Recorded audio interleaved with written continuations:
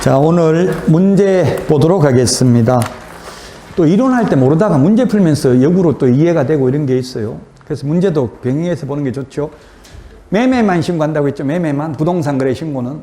물론 주택 임대차 신고는 있지만 매매만 부동산 거래 신고합니다. 매매인 경우는 주택이든 토지든 상가든 다 신고해야 되죠. 임대차 신고는 주택 임대차만 신고한다고. 주택 임대차만. 상가나 토지 이런 거는 임대차 신고 안 하죠. 교환 X입니다. 증여계약도 안 합니다. 단 외국인 특례에서 외국인은 교환계약이나 증여계약도 해야 된다 했습니다. 1번 X. 2번은 개업공개사가 중개했으면 개업공개사가 해야 돼. 거래 당사자 X. 중개거래면 개업공개사, 직거래면 개업거래 당사자. 단 거래 당사자 중 일방이 국가 등이면 국가 등이 단독으로 신고해야 된다. 중개거래인 경우에는 국가 등이 계약 일방 당사자라도 개업공개사가 신고를 해야 됩니다. 2번도 X입니다. 3번. 신고를 등록관청이 하는 게 아니라 신고관청. 신고관청은 부동산 소재지 시장군수구청장, 등록관청은 중개사무소 소재지 시장군수구청장. 그래서 등록관청이 아니고 신고관청. 계약서 확인설명서만 서명 및 날인이고 그 외의 서류는 모두 서명 또는 날인입니다. 서명 또는 날인. 또는인데 이게 및 해가지고 X는 및 X. 계약서 확인설명서만 서명 및이죠. 및 X 또는 날인. 공동으로 제출해야 된다. X. 일방이 제출해야 된다고 했잖아요. 신고서에 서명 또는 날인은 공동으로 해야 됩니다. 제출은 아까 서식에서 밑줄 쳤죠. 제출은 일방이 제출해야 된다. X. 그래서 5번. 7일 이내 교부가 아니라 전부 다 뭐였습니까? 지체 없이. 신고 필정 등 부동산 거래 신고 등에 관한 법률에서 신고 필정은 모두 지체 없이입니다. 이 7일 이내 X. 자, 그 다음에 6번. 농지 취득자익증명 받아도 부동산 거래 신고는 해야 됩니다. X입니다. 토지거래 허가받아도 부동산 거래 신고는 해야 됩니다. 토지거래 허가받으면 농지 취득자익증명 받은 것으로 보고 부동산 등기특별조치법 제3조에 의한 계약서 금인은 받은 것으로 봅니다. 토지거래 허가받으면. 그러나 부동산 거래 신고는 해야 되고요. 그래서 X. 그 다음에 권리관계 부동산 거래 신고해야 된다. 권리관계는 우리 프린트 5번, 6번 전속중개계약 시 정보 공개해야 되고 7번 7번이 아니고 6번 확인 설명은 해야 됩니다. 확인 설명.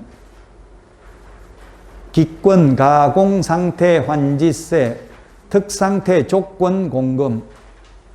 권리관계는 정보 공개는 하고 확인 설명은 해야 되지만 부동산 거래 신고할 때 건저당 얼마 설정되어 있는지 이런 것을 신고할 필요 없다고요. 신고해야 될 거는 프린트 13번 입자, 실종, 중개인, 기소. 같이 시작.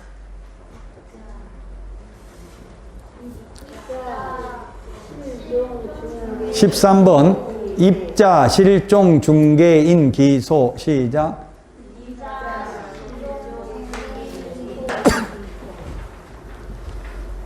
예, 권리관계는 확인 설명해야 되고 전속중개계약 시 정보 공개는 해야 되지만 부동산 거래 신고해야 될 사항은 아니다. 신고해야 될 사항은 입자, 실종, 중개인, 기소. 13번에 있다.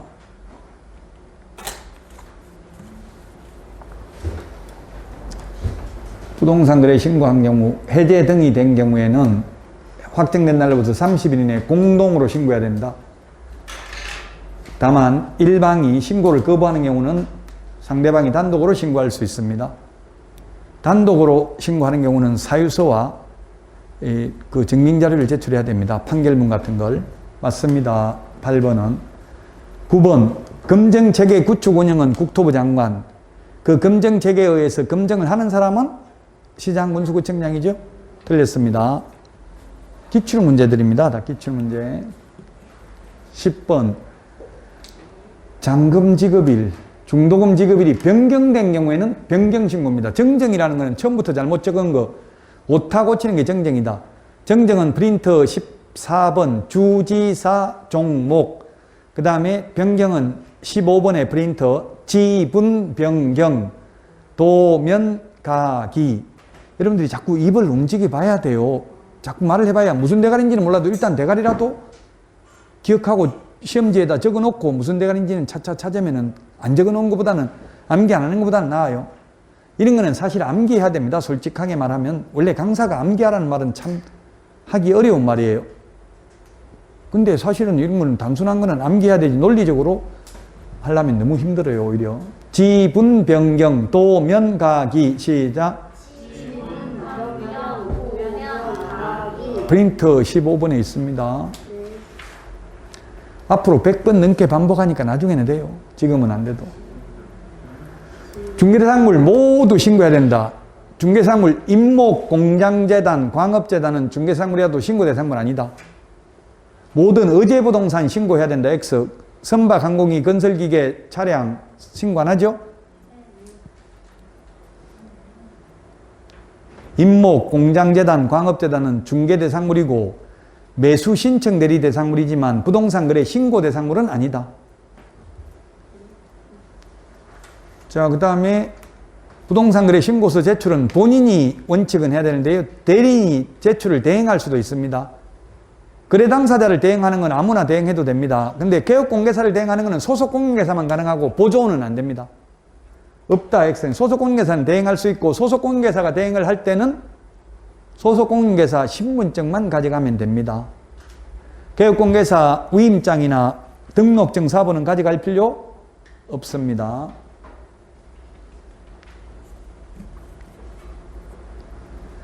이게 시험에 출제했는데 제가 출제하는 사람도 이걸 제대로 알고 출제했는지 저는 궁금하던데요. 이게 무슨 말이냐면 이거는 매매 계약인 경우에는 30일 이내 외국인이든 우리나라 사람이든 30일 이내 신고해야 된다고요.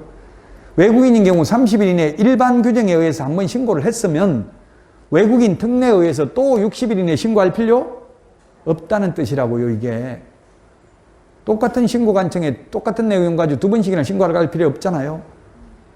그 매매 계약은 30일 이내 해야 된다고 했잖아요. 교환 계약, 증여 계약은 우리나라 사람은 안 하는데 외국인은 60일 이내 해야 되고 매매는 우리나라 사람이든 외국인이든 다 30일 이내예요. 그래서 매매는 특례가 적용되지 않는다고, 예외 없다고요. 매매는. 경매, 계약 이외의 원인, 경매, 상속, 환매권 행사, 판결, 신축, 개축, 재축, 정축 6월 이내에 우리 프린터 27번에 있습니다. 60일 X 6월 이내입니다.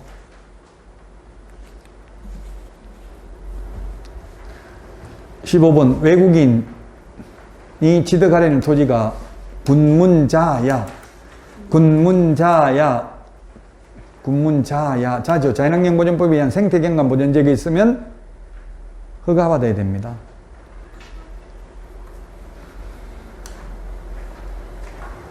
토지거래 계약에 관한 허가를 받은 경우를 제외하고는 이게 뭐냐면 이게 토지거래 허가라는 거는 이거는 국토부 장관이나 시도지사가 지정한 허가구역에서 외국인이라도 허가를 한번 받았다면 외국인 특례에 의해서 또 한 번 허가받을 필요는 없어요.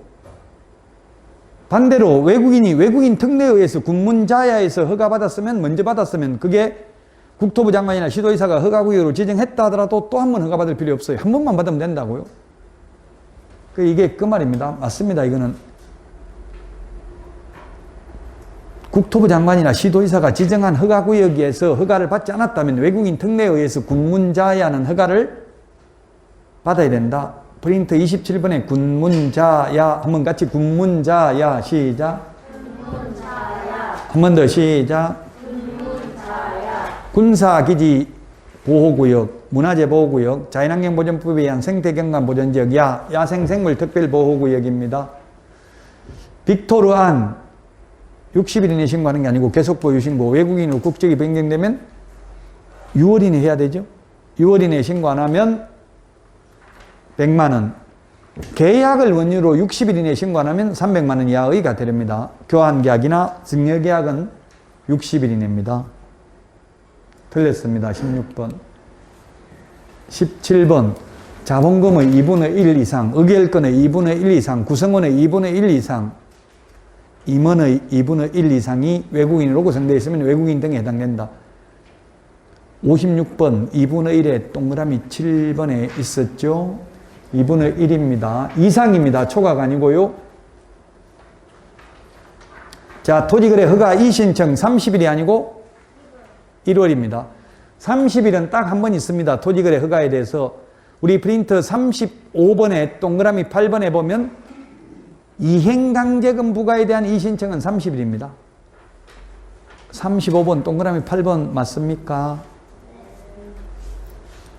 그 농지법이나 토지거래 허가에 대해서 이행강제금을 부과했는데 이신청은 30일 이내라고요? 그거 빼고 나머지는 다 1월입니다. 1월. 이신청 1월 이내, 매수 청구 1월 이내에, 선매자 지정 통지 1월 이내에, 선매 협의 완료 1월 이내에, 선매 협의 완료 조서 제출도 1월 이내에 해야 됩니다. 18번 X. 선매 가격은 공시지가가 아니라 감정가격. 불허가 처분을 받아서 매수 청구했을 때 매수 가격은 공시지가라고 했죠. 먼저 사겠다고 하면서 시세보다 싸게 공시지가로 사겠다고 하면 안 판다겠죠. 선매협의가 불성립될 겁니다. 그래서 공시지가가 아니라 감정가격. 불허가 처분을 받아서 매수 청구했을 때 매수 가격은 공시지가를 기준으로 매수하게 할 수 있고요. 단 허가 신청서에 기재된 금액이 낮은 경우에는 낮은 금액으로 매수하게 할 수 있습니다.